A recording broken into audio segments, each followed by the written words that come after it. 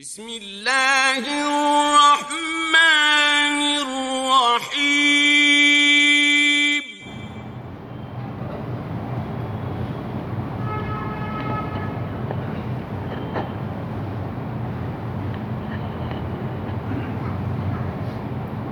السلام علیکم ورحمۃ اللہ وبرکاتہ۔ بسم اللہ الرحمن الرحیم۔ قال رسول اللہ صلی اللہ علیہ وسلم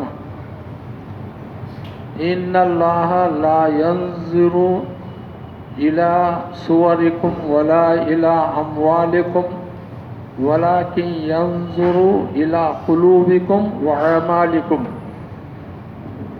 مسلم شریف کی حدیث ہے، رسول اللہ صلی اللہ علیہ وسلم نے فرمایا بے شک اللہ تعالیٰ تمہاری صورتوں کی طرف نہیں دیکھتا اور تمہارے مالوں کی طرف نہیں دیکھتا، بلکہ اللہ تعالیٰ تمہارے دلوں کو دیکھتا ہے اور تمہارے اعمال کو دیکھتا ہے۔ دلوں میں انسان کا ایمان ہوتا ہے، دلوں میں اللہ کی محبت ہوتی ہے اور دلوں میں رسول اللہ صلی اللہ علیہ وسلم کا پیار و اخلاص ہوتا ہے۔ اللہ تعالیٰ جو ہے انسان کو یہ نہیں دیکھتا ہے کہ وہ کتنا خوبصورت ہے، کتنا نوجوان ہے، کتنا ڈیل ڈول والا ہے، بلکہ اللہ تعالیٰ یہ دیکھتا ہے کہ اس کا دل کیسا ہے، اللہ تعالیٰ کی طرف مائل ہے یا نہیں ہے، اور اللہ تعالیٰ اس کا عمل کیسا ہے، عمل کی طرف دیکھتا ہے۔ اور ایک اور مسلم شریف کی دوسری حدیث میں رسول اللہ صلی اللہ علیہ وسلم نے فرمایا ثلاثۃ من وجد بہن وجد حلاوۃ الایمان۔ تین چیزیں ہیں جس میں وہ تین چیزیں پائی جاتی ہیں اس نے ایمان کی مٹھاس کو پا لیا، ایمان کی حلاوت کو پا لیا۔ کان اللہ و رسولہ احب الیہ مما سواہما۔ سب سے پہلی چیز یہ کہ اللہ اور اس کے رسول کی محبت اس کے دل میں دنیا کی تمام چیزوں سے زیادہ ہو، اپنے رشتہ داروں سے زیادہ ہو، اپنے مال و دولت سے زیادہ ہو اور دنیا والوں سے بھی زیادہ ہو۔ ایسا شخص ایمان کی مٹھاس کو پا لیا۔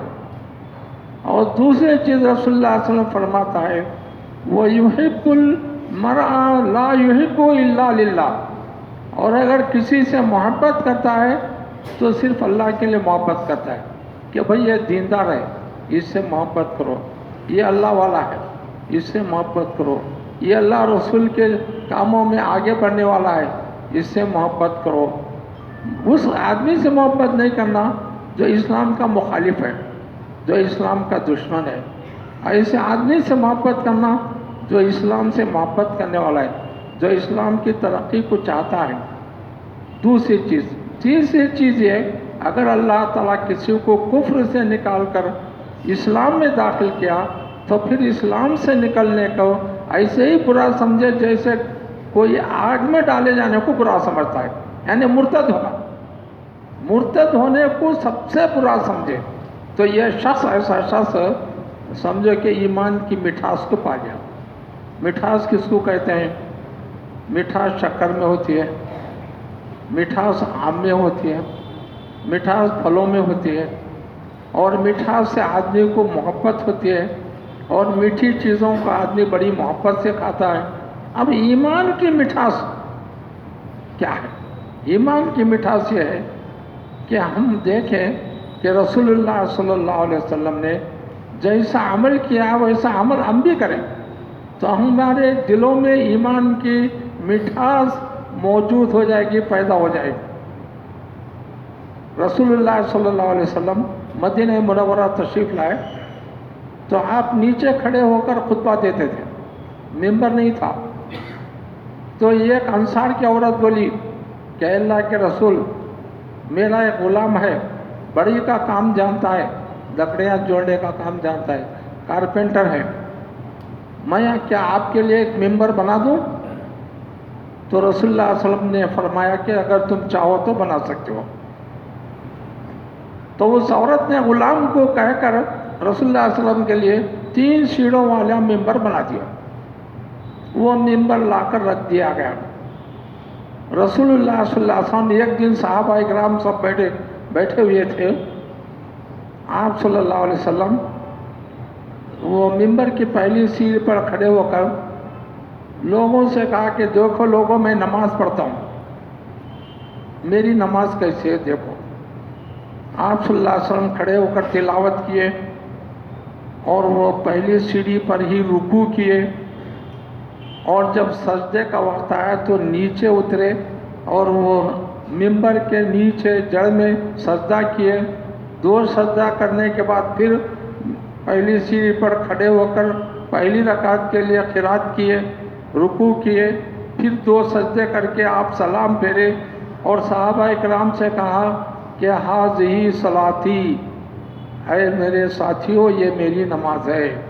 صلو کما رأیتمونی اصلی، میں جیسے پڑھتا ہوں ویسی نماز پڑھو تو یہ تمہاری نماز احسان کے درجے پر پہنچ جائے گی، جو اسلام کا ایک بہت بڑا رکن ہے اور اسلام کی ایک بہت بڑی بنیاد ہے.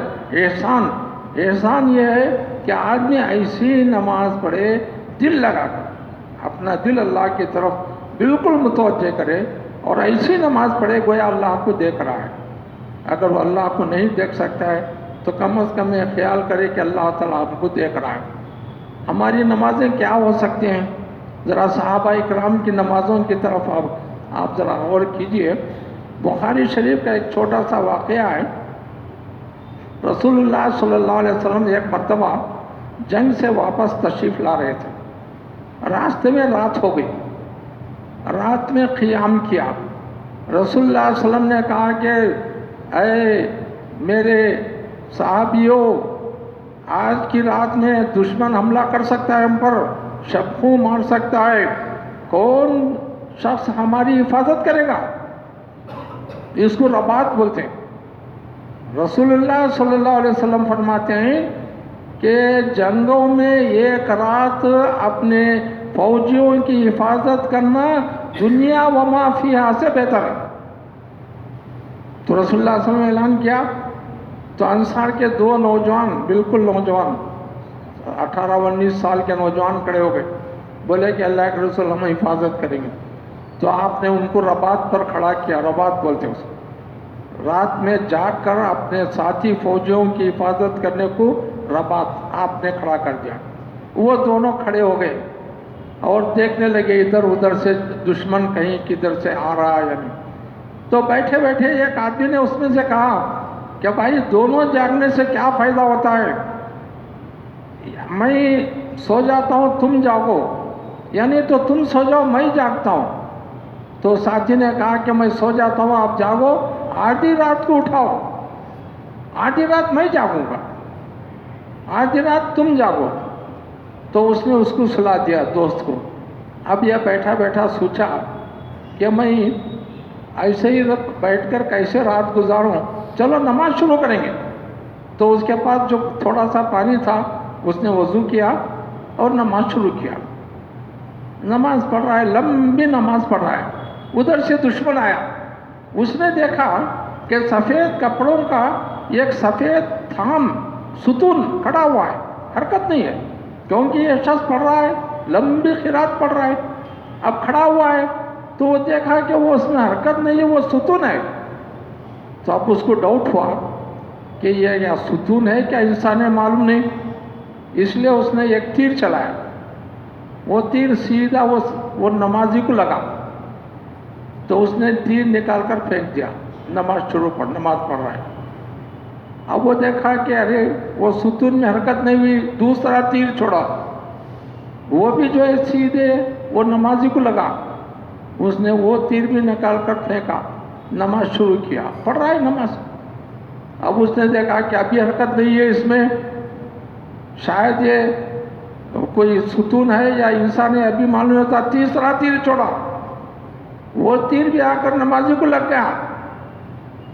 اب اس نے دیکھا کہ بھائی اب تو کمزوری آ رہی ہے، خون بہہ رہا ہے، اگر میں ایسے ہی جو ہے نماز پڑھتا رہوں گا، بے ہوش ہو گیا. تو دشمن ہم مسلمانوں پر حملہ کرے گا، مسلمانوں کا بہت نقصان ہو جائے گا۔ اس نے اپنے ساتھی کو اٹھایا کہ بھائی اٹھو اٹھو، دشمن آ گئے۔